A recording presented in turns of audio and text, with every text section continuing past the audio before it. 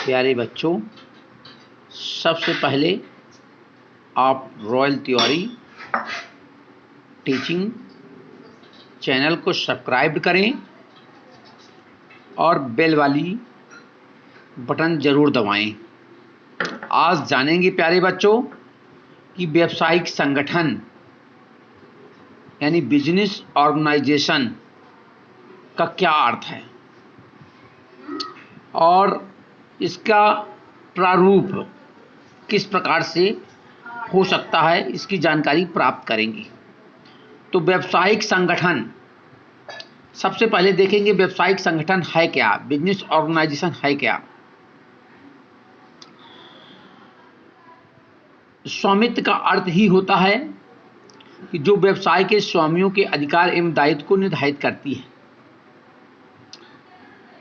तो स्वामित्व के विभिन्न के प्रारूपों के साथ साथ स्वामियों के अधिकार एवं दायित्व भी बदलते रहते हैं।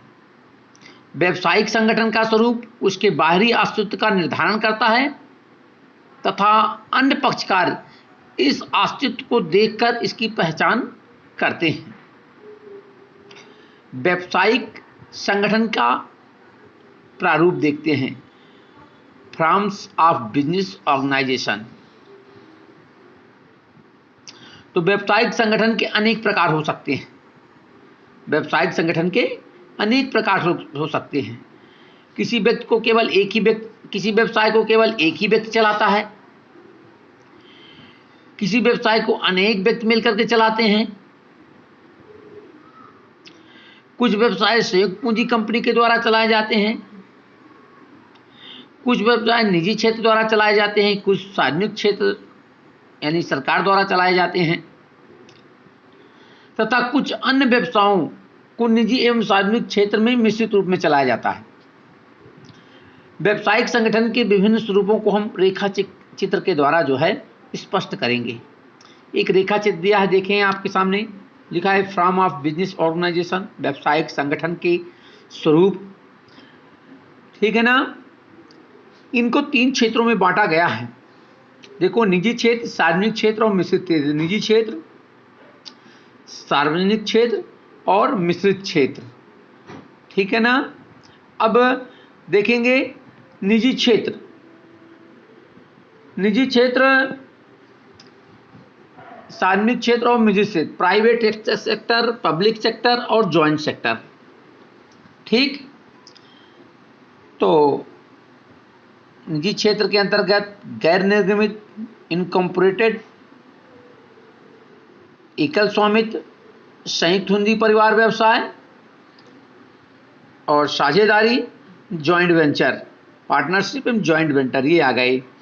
सार्वजनिक क्षेत्र को 2 भागों में बांटा गया, निगमित, गैर निगमित। ठीक है ना। Incorporated, non incorporated. ठीक। फिर निगमित में जॉइंट स्टॉक कंपनी, संयुक्त पूंजी कंपनी, और गैर निर्गमित में संयुक्त पूंजी कंपनी, जॉइंट स्टॉक कंपनी, संयुक्त पूंजी कंपनी और संयुक्त पूंजी कंपनी। ठीक है ना। दोनों में होती हैं, निगमित और गैर निगमित दोनों में। तो निगमित में सहकारी उपक्रम,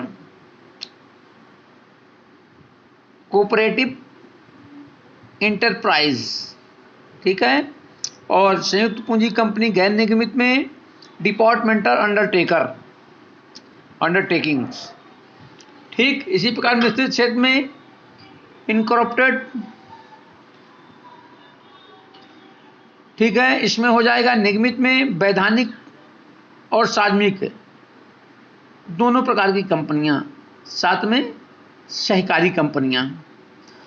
तो निजी क्षेत्र में के क्षेत्र के अंतर्गत ही आती है एकल स्वामित्व यानी एकाकी स्वामित्व।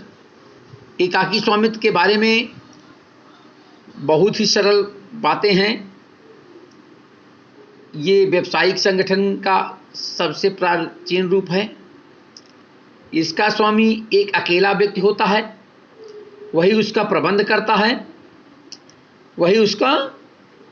करता है तथा संपूर्ण लाभ हानि प्राप्त करता है। अब एकाकी व्यापार की वैधानिक स्थिति कैसी होनी चाहिए? एकाकी व्यापार कौन चला सकता है? जिसमें अनुबंध करने की क्षमता हो। कौन सा व्यवसाय चला सकता है? वैध व्यवसाय हो, गैर कानूनी न हो, कर संबंधी नियमों की पूरी पूर्ति करता रहे, ठीक है, और जनहित विरोधी कार्य ना करे। साथ में उसका दायित्व क्या हो? असीमित दायित्व होता है। असीमित दायित्व मतलब वो अपने घर की पूंजी भी, अपनी स्वयं की पूंजी भी उसमें लगा सकता है हानि होने पर। क्योंकि इसमें कहा गया है कि एक व्यक्ति का नियंत्रण विश्व में सर्वश्रेष्ठ है, एकल स्वामित्व। एक व्यक्ति का नियंत्रण विश्व में सर्वश्रेष्ठ है, इसके बारे में बताना है। तो यह कथन विलियम आर बैसट का है। यह कथन उस समय पूर्ण माना जाएगा जब व्यापार का आकार छोटा और एकाकी व्यापारी सर्वगुण संपन्न हो। तब एकल स्वामित्व यानी एक व्यक्ति का नियंत्रण सर्वश्रेष्ठ है। लेकिन बड़ा हो गया व्यापार और व्यक्ति सर्वगुण संपन्न ना हो, ठीक है, तो यह एकाकी व्यापार सर्वश्रेष्ठ नहीं है। एकाकी व्यापार में सबसे बड़ी बात यह है, इसकी सफलता का रहस्य यह है कि उसका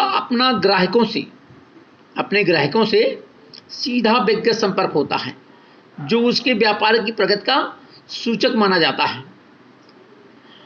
एक और बात है कि एकाकी व्यापार को पैतृक ख्याति का लाभ भी मिलता है।